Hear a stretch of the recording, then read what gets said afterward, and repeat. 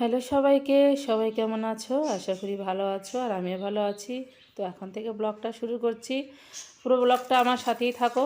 আশা করি তোমাদের ভালো লাগবে। আর ভালো লাগলে অবশ্যই একটা লাইক, কমেন্ট আর সাবস্ক্রাইব করবে। আর একটু শেয়ারও করে দেবে। তো এই তো কাঁঠাল, এটা কিন্তু কাঁঠালের রস, তোমরা চিনতে পারছো কি না। তো রস করেছি বাচ্চাদের দেওয়ার জন্য।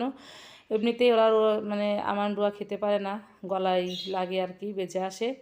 তো যাই হোক, রস করে দিয়েছি। আর এখানে আটিগুলো ধুয়ে পরিষ্কার করে নিয়েছি। এই আটিগুলো খেতেও কিন্তু খুব মজা।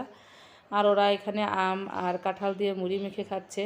ওদের নাকি আজকে আম কাঁঠাল দিয়ে খেতে ইচ্ছে করেছে মুড়ি। তো ভাবলাম যে আচ্ছা ঠিক আছে, সেটাই করে দেই। তো বেশ কয়েকদিন হলো মাছ মাংস একভাবে খাওয়া হচ্ছে। তো আজকে আর মনে হচ্ছে না যে মাছ মাংস কোনো কিছু খাই। ভাবলাম যে একটু হালকা পাতলা খাবার খাবো। তো তার জন্য তো আলু আর মিষ্টি কুমড়ো কেটে রান্না বসিয়ে দিয়েছি, ভাত। তো আজকে রাইস কুকারে দিয়ে দিয়েছি। আজকে আর যেতে ইচ্ছে করছে না মাটির চুলায় রান্না করতে। তো এখানে ডিম নিয়ে নিয়েছি 5টা, 5জন সদস্য আমরা। তো যাই হোক, এখানে চাল কুমড়ো কেটে নিয়েছি, ভাজি করব, অনেক দিন খাওয়া হয় না ভাজি। আর পেঁয়াজ কুচি করে নিয়েছি, কাঁচামরিচ কুচি করে নিয়েছি। একটু পেঁয়াজ ভেজে আজকে আলু সিদ্ধ মাখাবো, খেতে কিন্তু খুব মজা লাগে। তো যাই হোক, ভাবলাম প্রথমে ডিমগুলো ভাজি করে নেই। তো সর্বপ্রথম আগে ডিমগুলো ভাজি করে নিচ্ছি। তো এই ডিম ভাজা কিন্তু এরকম সিদ্ধ ভাতের সাথে খেতে বেশ ভালোই লাগে। আমি কিন্তু মাঝে মধ্যে এরকম খাবার খাই, যখন দেখি একদম মাছ মাংস খেতে খেতে বোর হয়ে গেছি, তখন এরকম একটু হালকা পাতলা খাবার খেলে খুব ভালো লাগে। মুখের রুচিরও একটু পরিবর্তন হয়। তো দুটো করে ডিম একসাথেই ভেজে নিচ্ছি। ওই একটা একটা করে ভাজতে অনেক সময় লাগে যাবে। তো ভাবলাম যে দুটো করে ভেজে নেই, তাড়াতাড়ি হয়ে যাবে। তো এদিকে দুটো করে ডিম একখানে ভেজে নিয়ে একটু মাঝখান দিয়ে কেটে নেব, তাহলেই হয়ে যাবে। তো একটা ডিম একটা গোটায় ভাজবো, যেহেতু 5টা, দুটো দুটো করে 4টা ভেজে নেব আর একটা এমনিতেই ভেজে নেব। তো একটু কড়া করেই ভেজে দিচ্ছি ডিম। কড়া ভাজিটাই ভালো লাগে, অনেকে কিন্তু একটু কড়া ভাজি পছন্দ করে আর কি। তো যাই হোক, ডিমগুলো আমার প্রায় ভাজা শেষ, আর একটা ডিমই আছে। তো এই ডিমটা অনেক সুন্দর করে আমি ভেজে নেব। আর এই পোলট্রির ডিম গরম গরম খেতে কিন্তু খুবই মজা। তো যাই হোক, ডিমগুলো ভাজা হয়ে গেছে। তো এখন পেঁয়াজ কুচিগুলো একটু ভেজে নেব, ওই সিদ্ধ মাখানোর জন্য। অনেক দিন হলো এই পেঁয়াজ ভেজে খাওয়া হয় না। ওই দেখা যায় শুকনো মরিচ ভেজে কাঁচা পেঁয়াজ দিয়েই মাখানো হয়।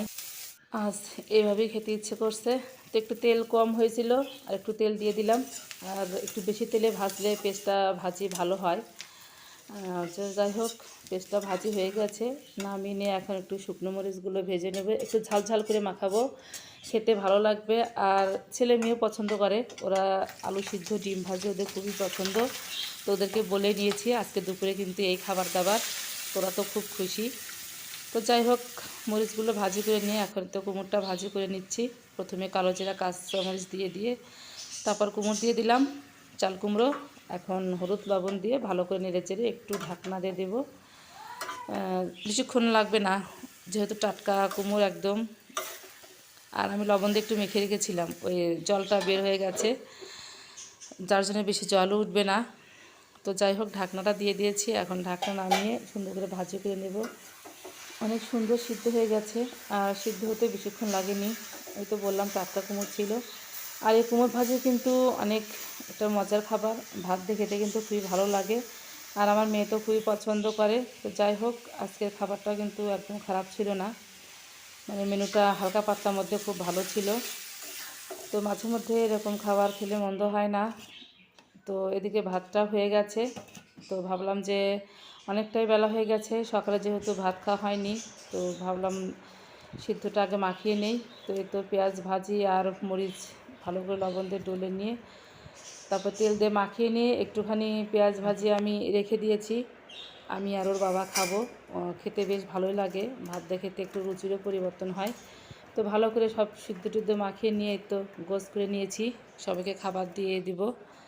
তো মোটামুটি সবার খাবারই হয়ে গেছে। এখন আমি খাবারটা নিয়ে নিয়েছি, অনেক সুন্দর করে থালাটা গুছিয়েছি।